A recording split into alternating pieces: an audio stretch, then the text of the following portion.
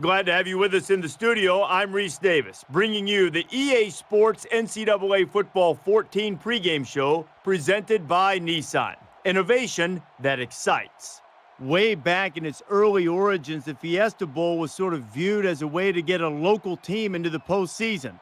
Those days are long gone. Some of the great stars in recent college football history have played in this venue and in this game. Another chapter will be written in this one in the Fiesta Bowl. Thanks for joining us here on the NCAA College Football pregame show. Now let's send it out to Brad and Kirk for all the action. We'll see you at the half.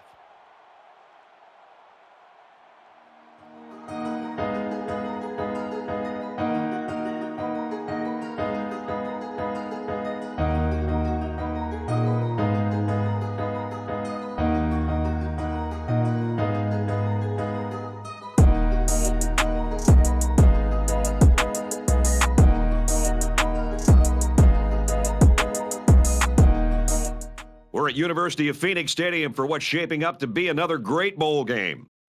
Welcome to the TransPerfect Music City Bowl, and this game is underway.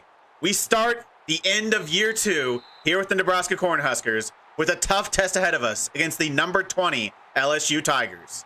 Quick snippet here before we get into the game because I kind of need a vent. This is actually the second time I've started this game. The first time we got about 5 minutes in, and our defense had the best start we've ever seen from them. LSU got the opening kickoff. 3 plays in, we got an interception, turned to the 10-yard line. 2 plays in for the offense, touchdown. We take the 7-0 lead. Then we kick it right back to them, 3 and out. So we get the ball back, get past the 50. Unfortunately, we don't convert a 4th down, give the ball back to LSU, and then 3 and out one more time. We've barely seen a 3 and out in the past 5 weeks. 2 in a row after an interception. That is new territory. So they punt it back to us, turn it for about 12 yards, and the game freezes. So I lose all progress. That is not ideal, and I can guarantee we're not going to see that kind of start from this defense this game. Nebraska now in their second bowl game, but they're coming off one of the worst stretches we've seen from them the entire season, especially for the offense, who has struggled to do basically anything well. And it's going to be just as tough today, as LSU have a very good defense, especially their secondary. We have really struggled to pass the ball. And I don't know how we can pass on this secondary. They have 2 cornerbacks that are nearly perfect in coverage. But one thing we do have going for us is the return of true freshman running back Jake Pierce. He's missed the last 4 weeks, and we've definitely missed him. Rahmir Johnson had one good game in there, but for the most part, he wasn't very good. While Jake Pierce, in his attempts so far this season, has been pretty good for us. 1st and 10 after that good run on 1st down by Jake Pierce. Brian Donaldson's going to go into the backfield, and it's going to be a triple option. Jeff Holland's going to take it himself, and he's going to get about 9 yards. Good start from the running game, but I feel like a lot of this game is going to be based on, can we establish a passing game? We're yet to see. But for now, I don't plan on going away from this running game while it's working. A 3-yard carry on 2nd and 1 for Jake Pierce gives him the 1st down. 1st and 10 nearing the 50-yard line. From a shotgun look, 3 receivers on the field, and it's going to be a read option. Jeff Holland is going to take it himself, and he's got a pretty big gain as well. Another 16 yards on the ground. A really good start from the running game. Still yet to complete a pass, but if it's working, don't fix it. 1st and 10, staying in a shotgun look. Brian Donaldson once again is going to motion into the backfield. And it's going to be a handoff. No, it's going to be another triple option. Jeff Holland to take it once more time. And it's another 10 yards and another 1st down on the ground. We're starting off with a lot of different looks in the running game. And so far, it's mostly been Jeff Holland taking it himself. 1st and 10, 2 tight ends to the right-hand side of the field. One's going to go in motion into the backfield. And it's going to be Jake Pierce this time looking to hit the left edge. And he's got some space as well. It is another 1st down. 11 yards this time for Jake Pierce. Establishing a successful running game over the course of this entire game is going to be important if we can get this win. 1st and 10, Rahmir Johnson is going to be in the game this time, and he's going to get the handoff on 1st and 10. He's going to get his first carry, and it goes for 5. 2nd and 5 now, nearing a goal-to-go situation, and still no pass attempts. And it's going to be yet another run, but finally they get a stop. The defensive tackle gets immediate pressure into the backfield and stops him for a loss of 1. So it's going to be their first 3rd down, 3rd and 6. And it's probably going to be on Jeff Holland to convert this one. A great drive to go all the way down the field, but it's likely it's going to be on Jeff Holland throwing the ball if we're going to get this 1st down and have a chance of 7. 3rd and 6, bunch the right-hand side from shotgun. It is the first throw of the day. Jeff Holland looking for his man, and he's got him, and it's a touchdown. His first pass is completed to tight end Rodney Jennings, and it results in 7 points. That is a very good start for this offense, but what are we about to see for this Nebraska defense taking on a very, very good LSU offense? The first time I played this, we ended LSU's first offensive drive with an interception. Can we repeat that? Probably unlikely. First and 10, there are going to be 3 receivers on the field. And it's going to be a delayed handoff for the running back down this right edge, and he's got a lot of space. A good run from them on first down, and Davis Price gets 14. First and 10 now near the 40-yard line for the LSU offense. They're going to be in shotgun this time, and it's going to be another delayed handoff at the middle. This one doesn't work quite as well. Garrett Nelson gets first contact, breaks the tackle, and he only gets a gain of 3. Garrett Nelson, one of a couple seniors on this defense, playing their last game for Nebraska. He's definitely the best senior on the team. We're going to miss him for his run defense and his pass rushing. But, you know, he's not the best linebacker we've ever had. He's not much in coverage. And, okay, what is going on? The first time we played this, we got an interception on their first drive, and we just did it again. This time it is senior Quentin Newsom who gets the pick, and the offense gets the ball right back. Where has this defense come from? This Nebraska defense this season has struggled even against the worst of college offenses. This LSU offense is really good, and yet, so far from what we've seen, they've been really good. First and 10, and it's going to be play action on the first drive, and Jeff Hahn's going to look to do it himself. We really only ran on that first drive until the final throw to get in the end zone. Jeff Hahn scrambles this time for 6. Second and 4 now, and they're going to have trips to the left-hand side, including Wyatt Lure, one of the few seniors on this offense, along with Cam Jurgens, the center, the best offensive lineman we've got. Second and 4, and it's going to be another pass, and no one blocks the defensive tackle. So Jeff Hahn takes the snap and immediately gets taken down. You should probably block that guy. I don't know what our interior offensive line was thinking there. They just literally didn't block anyone. Third and 7. Now it's a lot to do for Jeff Hahn. Trips to the right-hand side. Jeff Hahn's going to look to throw. 4-man rush. No, 5-man rush as the corner comes. And he's going to check it down to Brian Donaldson, and that's not going to do it. 4th and 4, though. They probably still have to go for this. They're not even going to give it much of a second thought. They're going for it. They need to be aggressive today if they stand any chance, even with a good start. 4th and 4, bunch to the right-hand side from shotgun. Jeff Hahn's going to look to throw. 4-man rush. Defender's going to get in the backfield. He's going to check it down, and the tight end, Rodney Jennings, gets just enough to move the chains. Very risky to throw that short of the sticks. Fortunately, it worked. And now they're going to be in the flex bone. First and 10, and it's going to be a triple option, and they play it absolutely perfectly. Jeff Hahn stood no chance. Start the game, they couldn't stop us running the ball. Last couple times we tried it, though, it hasn't had much success. Second and 12 now, and in a 3-wide look from shotgun, Jeff Hahn's going to look to throw. He's going to look near the sideline, and he's got his man. It's the first catch of the day for senior Wyatt Lure. Gets 12, makes him just short of the first down. 3rd and inches. They're going to be in a 2 tight end set, 2 receivers on the outside. Jake Pierce in the backfield. And he's going to get the ball in just a simple dive up the middle. And he's got some good space. He finds a lane and he fumbles. Did he fumble there? It looked like he did. Maybe he didn't. Maybe I'm mistaken, but he does get the first down. I don't think it was a fumble. It was just kind of a weird animation. A scramble goes for 3 yards on first down. So it's going to be 2nd and 7 from about the 9 or 8 yard line.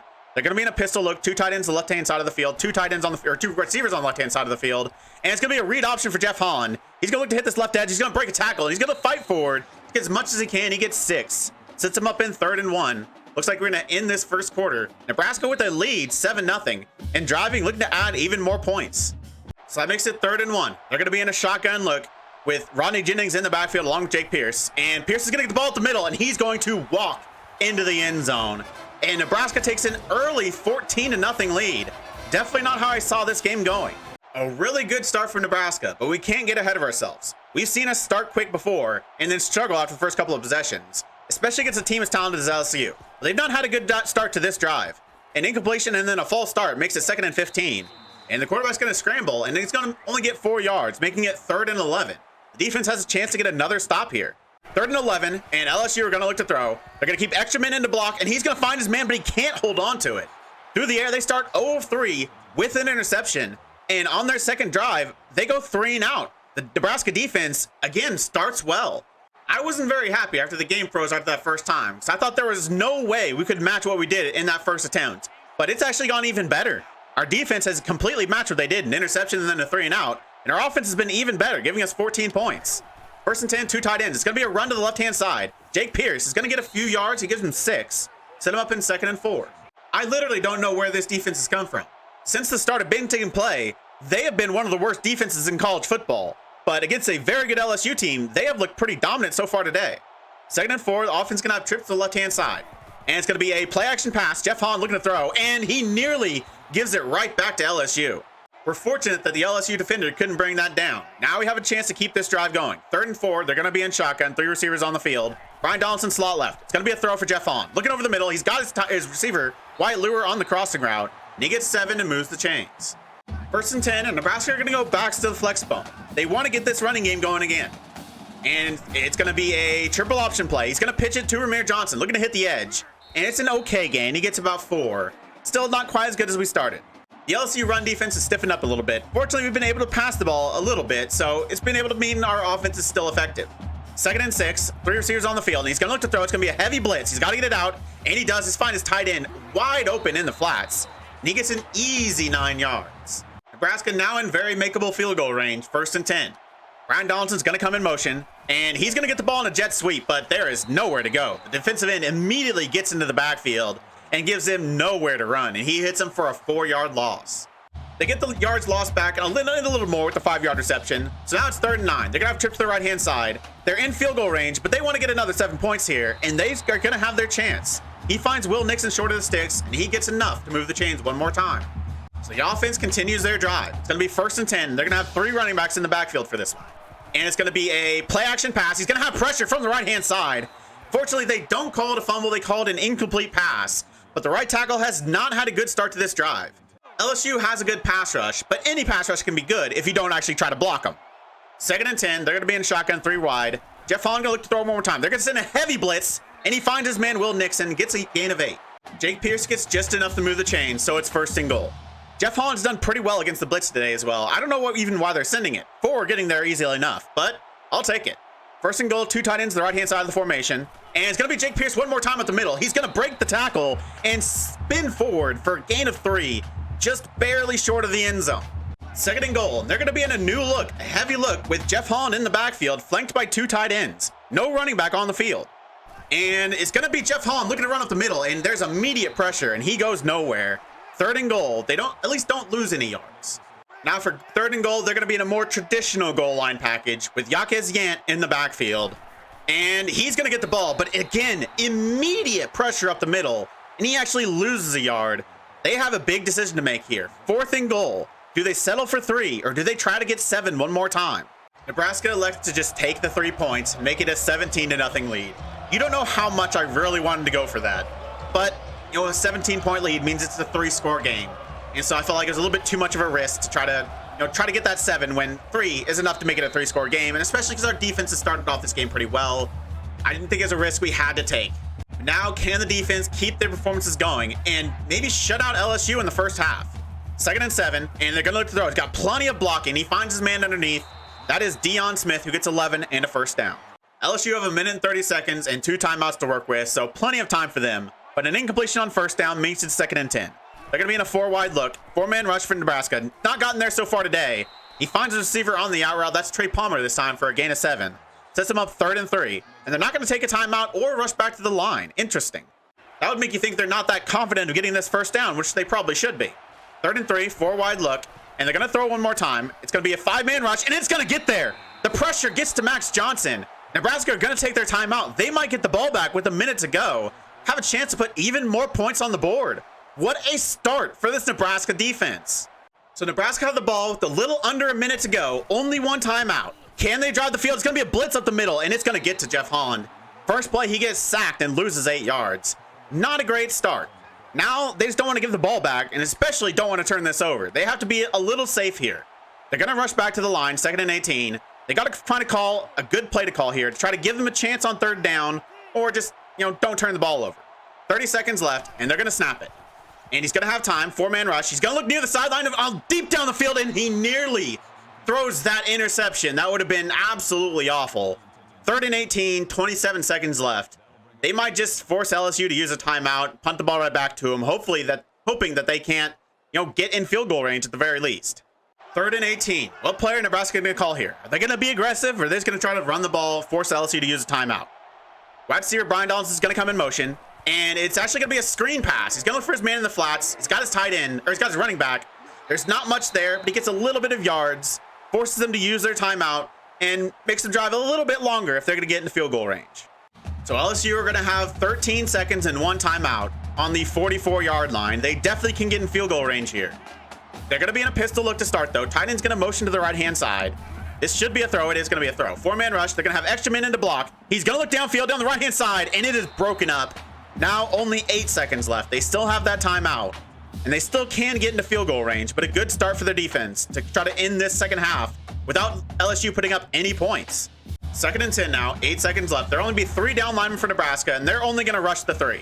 Quarterback's going to have time. He's going to look near the flats, and it's still broken up. Gary Thompson gets his hand on it. That's going to force a Hail Mary here. Looks like Nebraska might have stopped them from scoring any points. They can't get into field goal range, and it's all going to be on a Hail Mary. If we can stop it, which we do, we're going to end this first half with a 17-0 lead.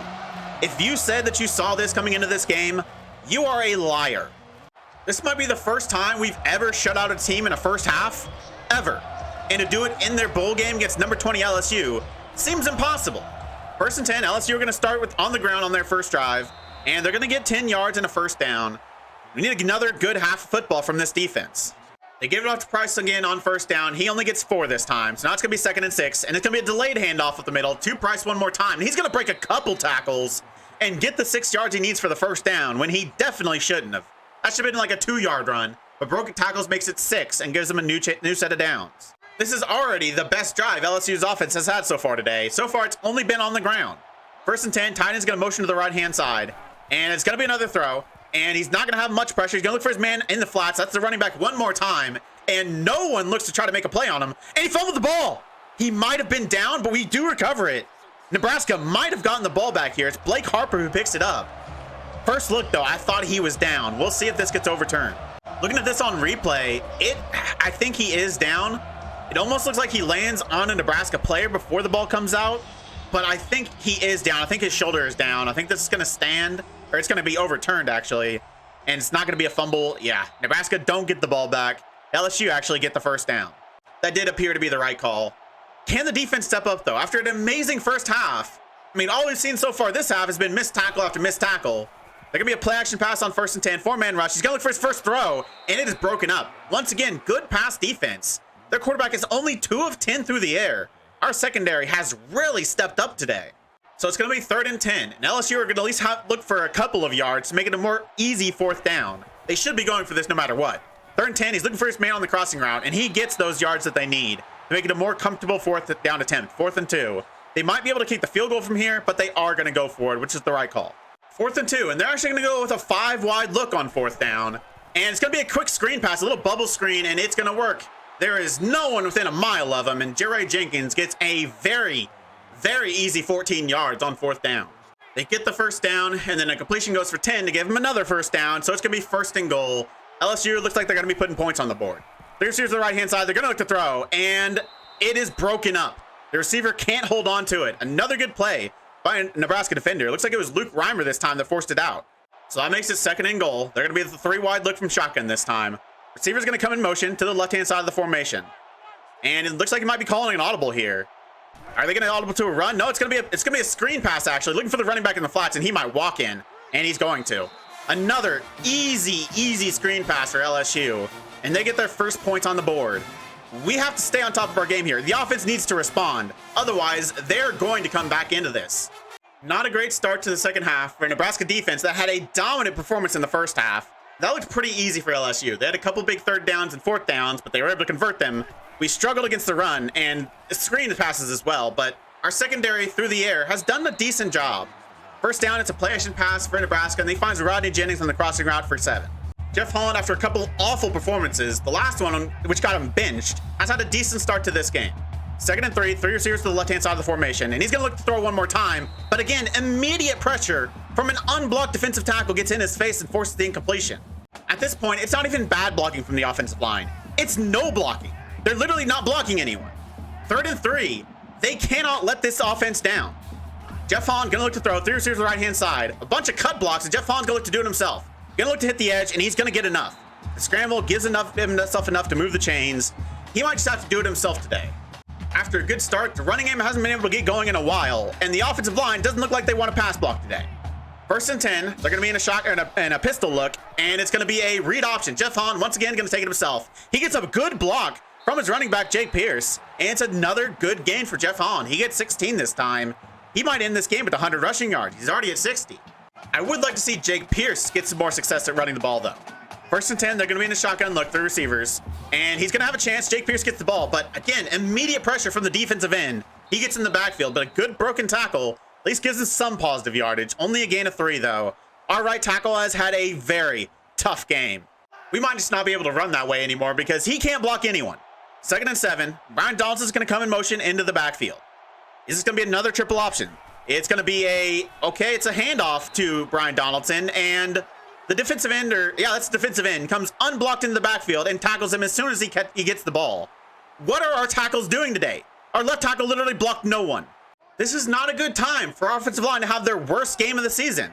There's just unblocked defender after unblocked defender. They need to step up and figure it out. 3rd and 11. Can they get conversion here? At least get a few yards to make it a more comfortable 4th down. Jeff Holland's going to look to throw, and pressure one more time gets in his face, and he barely even gets it off.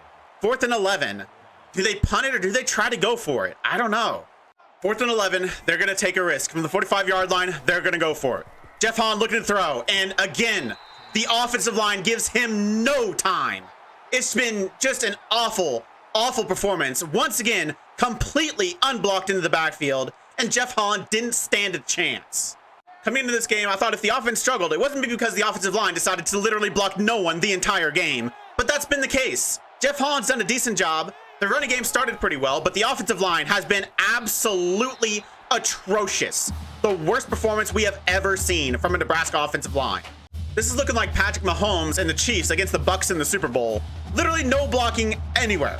2nd and 10, the defense is going to have to step up. A little screen pass and a decent amount of yards to get 6. That might be the first reception from the #1 receiver, Kayshon Boutte.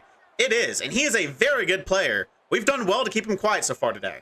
But it's going to be 3rd and 4, and even if they don't get this, I feel like they'll probably go for it on 4th down like we did. And they're going to look to run it up the middle, and it's going to be a good stop. They get him just short. That is Phildarius Payne, the coverage linebacker, with a very good tackle. And they're going to punt it on 4th and 1 from about the 40-yard line. I do not understand this decision. I feel like this is going to be a fake. LSU actually punted the ball. I do not understand that. That is an awful decision. 1st and 10, Nebraska going to have the ball back. Can they do a little bit something more with it this time? Can their offensive line block someone? They look to run it on 1st down. A little counter for Jake Pierce. He gets 4. 2nd and 6 now, 3 receiver look. And Jeff Holland's going to look to throw. It's going to be a blitz, and they somehow block it up. And he cannot bring it down. Wyatt Lure cannot hold on to the pass. So it's going to be 3rd and 6. Apparently somebody's got to step up and let down Jeff Holland today. If it isn't the offensive line, it's the receivers dropping passes. 3rd and 6 now. They're going to be in a bunch to the right-hand side. Can the offensive line block? Can the receivers catch? Jeff Holland looking to throw. He's going to have time this time. Look for his man, and he holds on to it. It's Brian Donaldson. They move the chains. On 1st down, Jeff Holland kept it and only got a yard on a read option. So now it's 2nd and 9. Receivers are going to be in tight. Looks like it might be a blitz coming from LSU. And it is going to be a blitz up the middle, and it is unblocked, but he finds his man. It's Will Nixon on the out route. Gives him 6 yards, making it 3rd and 2. But it's more like 3rd and 2.5 or 3 from where the lines are. From a shotgun look, and they're going to trust Jake Pierce up the middle, and he's going to get a lane, and he's going to find the yards. He's going to get 7 and move the chains. Feels like that was their best run by a running back since like the 2nd drive. 1st and 10, now they move the chains. 2 running backs in the backfield. Ramir Johnson in back there with Jake Pierce. And it's going to be a triple option. He's going to pitch it to Ramir Johnson, who's got some space on this edge. He's going to fight forward for extra yardage. It is 13 this time for Ramir Johnson. Is their running game going to start going again? Their fast start on offense was a lot down to this running game. Since then, it's kind of struggled, as has the entire offense. If they can get it going again, they can score some more points. 1st and 10, they're going to be in a 4-wide look. And it's going to be a delayed handoff to Ramir Johnson up the middle this time. And he gets another solid gain, 8 yards this time. So we're going to start this 4th quarter still with a 2-score lead, and the offense finally starting to drive again thanks to their running game. 2nd and 2, they're going to be in the pistol, and it's going to be another run up the middle. Jake Pierce, and just nothing. The defensive tackle once again immediately into the backfield and hits him for a loss. The entire offensive line is getting completely manhandled today. 3rd and 3, tight end's going to go in motion, and he's going to look to throw. Jeff Holland looking for his man. It's the tight end Rodney Jennings on the quick little out route. He gets 8, and he moves the chains. 1st and 10 now around the 19-yard line. They're going to come out in the flex bone. Hasn't worked so far today, but they're going to keep trying. And it's going to be Jeff Holland with a little run up the middle, a little inverted veer, and he gets 7 yards. They try a play action pass from the flex bone on 2nd down, and it doesn't work. Jeff Holland has to throw it away. So it's going to be 3rd and 3 now. 3 receivers to the left-hand side, but it's going to be Jake Pierce up the middle, and he's going to fight for the 1st down. He gets contacted at the line of scrimmage, but he fights forward for 8 yards and a 1st down. It's going to be 1st and goal. Passes on 1st and 2nd down go for 2 yards apiece. So it's going to be 3rd and goal from about the 4-yard line. 3 wide look, Jeff Holland under center. And he's going to look to throw one more time. 4-man rush. He's going to take off, and he doesn't go anywhere. It looked like he had some space if he cut it up, but he kept going wide, and so the defensive end takes him down. I think he should have walked into the end zone there. That was a really poor scramble by Jeff Holland. So it's going to be 4th and goal. And now on 4th and goal, Nebraska are going to go for it. A field goal only makes it a 13-point game. So they want to make it a 3-score game still. So they're actually going to go for this. They can get in the end zone. It's a 3-score game, and they're in a very good position. Bunch to the right-hand side. It's going to be on the arm of Jeff Holland. A 5-man rush. He's going to look in the end zone, but it gets deflected. It gets knocked down. A good play from the LSU defender, looking for Will Nixon in the corner of the end zone. And so they don't get anything on the drive. They get down to the 4-yard line and get nothing to show for it. Looking at this on replay, a lot of this game has been everyone else letting Jeff Holland down, but this time it is Jeff Holland. He missed a wide open Rodney Jennings for an easy walk-in touchdown, but he doesn't even attempt to throw to him, and I don't understand why. He was right in his line of sight, he was wide open, and he doesn't look at him. Look at number 88 in the inside there on the right-hand side. He runs a little out route, cuts back in, and there is literally no one there. Look at this. Look at where he starts to throw. He starts to throw right about here, and Rodney Jennings underneath. It looks like the cornerback might be able to make a play on it, but he's not going to get there in time. He's not going to stop him short. He's not going to break it up. But he decides to go for Will Nixon in the corner for some reason, and it gets knocked down. This is entirely on Jeff Holland. I don't know why he didn't throw it to Rodney Jennings there. We would have another 7 points, and we want to have this game tied up. But instead, it is a ball game. Just an awful play there by Jeff Holland, and if we find a way to not win this game, that's going to be why. 1st and 10, LSU are going to have the ball back, and they're going to run it on 1st down. Running back misdirects, looks to the left edge, and he gets 6 yards. So that's going to make it 2nd and 4. They're going to have a fullback in the game, 2 receivers to the right-hand side. It's going to be a pitch to the right-hand side for the running back. He's going to get a decent amount of yards. He's going to break the first tackle, and he's going to stop just short of the 1st down. It's going to be 3rd and 1. But still, it's going to be tough for Nebraska defense to stop this. If they want to run the ball up the middle, how do we stop them? I don't know if our defensive tackles have gotten in the backfield all season long on a single play, while LSU's have been doing it all game long. That's what it's going to take this time, but they're actually going to throw it. It's going to be a blitz. He's going to get the ball out, and he's got an open receiver.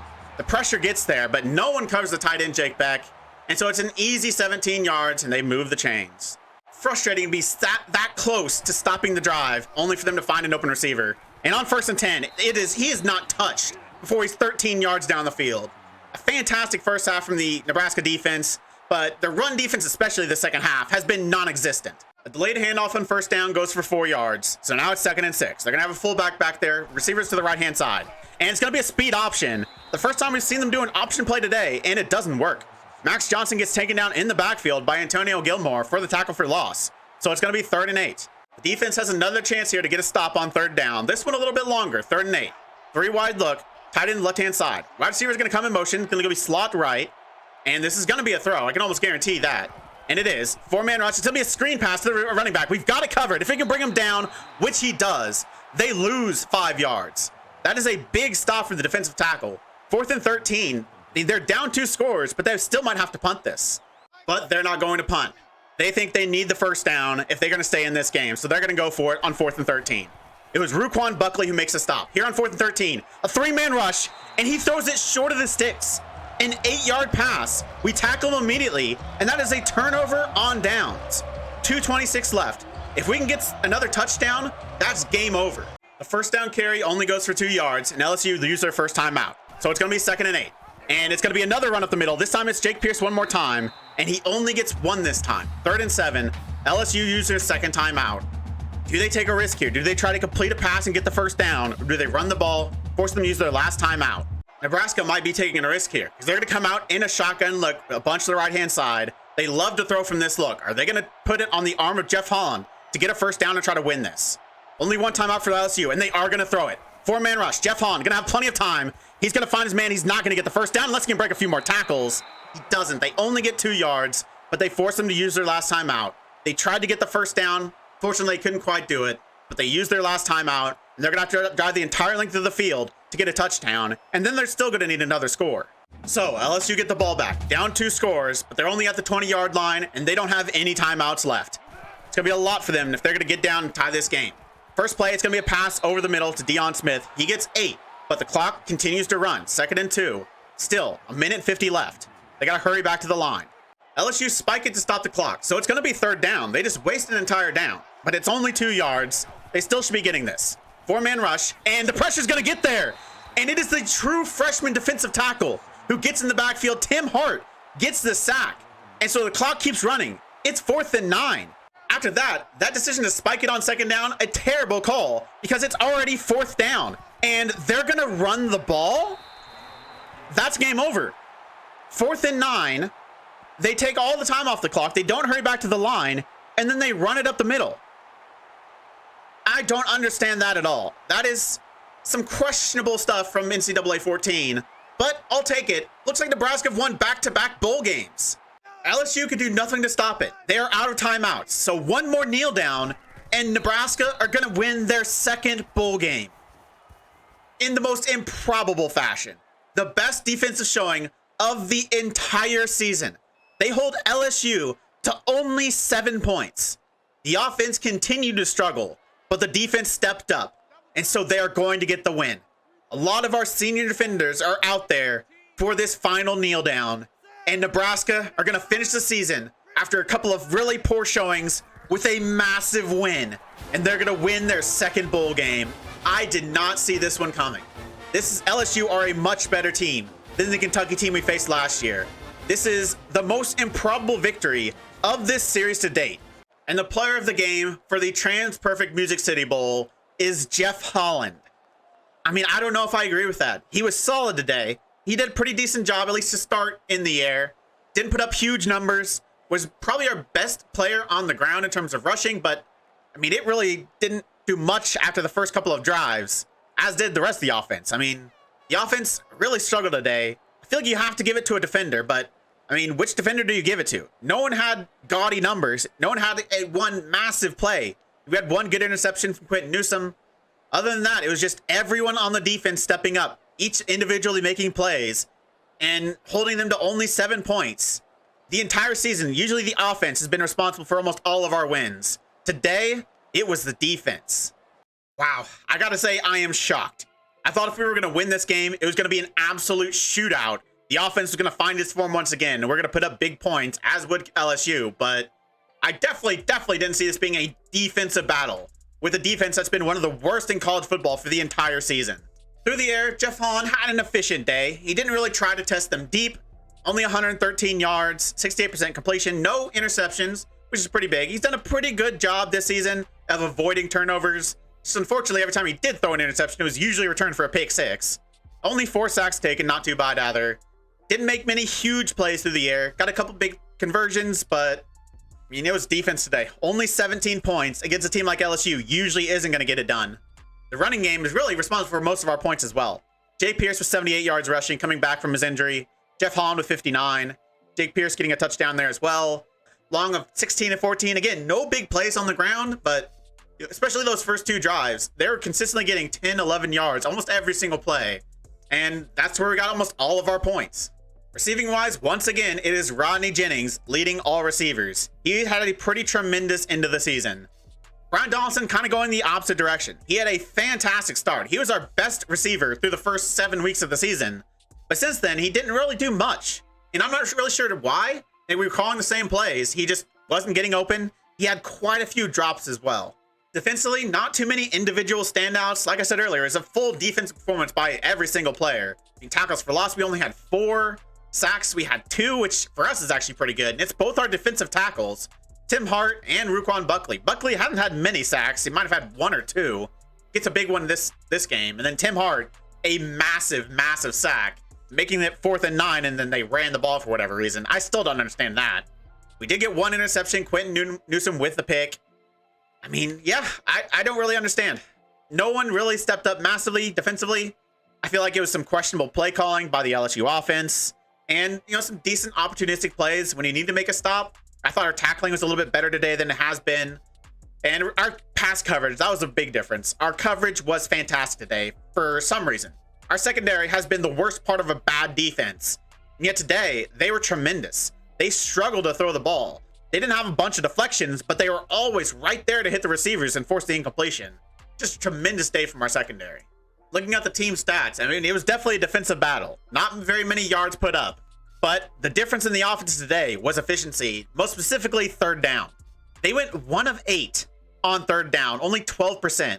We had 18 attempts on third down, which by itself is ridiculous. And we somehow were able to convert 11 of them for a 61% percentage, which is pretty dang high. Our passing offense, or our offense in general on third down, kind of struggled this year, but this is probably the best game they've played all season, and it couldn't have come at a better time. I have two questions. One, did that really happen? And two, how did that happen? I was not confident at all going into this game.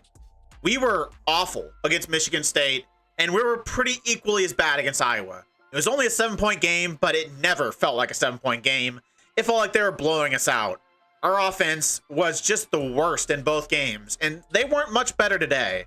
But the defense surprisingly stepped up. After giving up 50 to Kentucky, then they had a decent game against Michigan, only allowing 17, but then only 18, but a 1-11 Minnesota team. But it's the past 4 weeks. 30 to Penn State, 35 to Indiana, 45 to Michigan State, and then 24 to Iowa, and then 7 to a very good number 20 ranked LSU offense. I don't get that one. For the most part, I feel like this series has gone kind of as I expected. I didn't really expect 2 bowl wins from the first 2 seasons though. But the first season, obviously we weren't a very good team. I thought we were going to struggle, and we did for the majority of the season. And then somehow beat Kentucky. I mean, obviously not the hardest team to go up against, but still surprising to win that game, especially the manner in which we did. And then this season, I knew we were going to struggle a bit as well. I thought we struggled to start the season with the amount of true freshman starters we had. We actually got off to a pretty good start. And as the season went on, we started to struggle more. And then somehow, coming into what felt like an impossible task, number 20 LSU, they are just way more talented at us at everything. And for a lot of the game, it showed. But the defense stepped up. Somehow, they were able to cover the LSU receivers. I don't know how. I think Butte, who is their best offensive player, had 1 catch. He has 99 route running, 99 catching. I don't know how he wasn't more involved. I want to give a lot of credit to this Nebraska team, and especially the Nebraska defense. But I feel like with the talent LSU has on offense, they bear a lot of the responsibility for how poor they performed as well. With that much talent, they shouldn't have struggled as much as they did today. I'll take it though. 2 seasons in, we've already got 2 trophies. I still think we're a pretty long way off from winning the Big Ten, and a very, very long way off from winning a national championship. But, I mean, we've had more success to start than I really expected. Now we'll be going into our second off season. If you didn't see the first time we had an off season after year 1, it's going to be split up into 2 episodes. The first one is going to take a kind of a review of the season, look through the award winners, look through our schedule as a whole, look through the roster as well. You know, say goodbye to some of our leaving seniors. Not as many this year as there was last, but still there were some important ones, especially on the defensive side of the football, most notably Garrett Nelson. He's going to be hard to replace. And then the next episode, we'll go through the rest of the offseason all in one video. So we'll do the end of season recruiting, look through our recruiting class, player position changes, setting the schedule, all of that. That'll be its own episode. And then we will start year 3. I'm excited to see what kind of step our true freshmen will take going into their true sophomore seasons. This team had a pretty good season. They went 8-5, 4-4 in the Big Ten. Definitely a big improvement from year 1. Now that a lot of our young players have a full season under their belt, how good are we going to be in year 3? Personally, my goal for next season is to win the Big Ten West and get to the Big Ten Championship. Even if we don't win it, I would like to get there. And I think we have a chance. Wisconsin wins it this year with a 10-3 record, but we finished second at 8-5. Everyone else kind of far behind. Illinois in third at 4-8. Iowa and Northwestern 5-7. Minnesota lounging at the bottom with a 1-11 record, 0-8 in the Big Ten. Next year, based on how this year's gone, I mean, it's going to be us and Wisconsin probably primarily fighting for it, but I wouldn't be surprised if the likes of Illinois, especially Iowa, possibly even Northwestern, are there fighting for the top of the Big Ten West as well. But I want to win the division. So I'll see you next episode as we look back on what I think has been a very successful season. And then we start the offseason where we look to build a team that can win the Big Ten West. The Guaranteed Rate Bowl trophy is no longer alone. Glad to have another one up there. If you made it this far, why don't you like the video, subscribe, and click the bell. The links to all my socials and my Twitch are in the description. I really appreciate all your support. Thank you all for joining me, and I'll see you next time.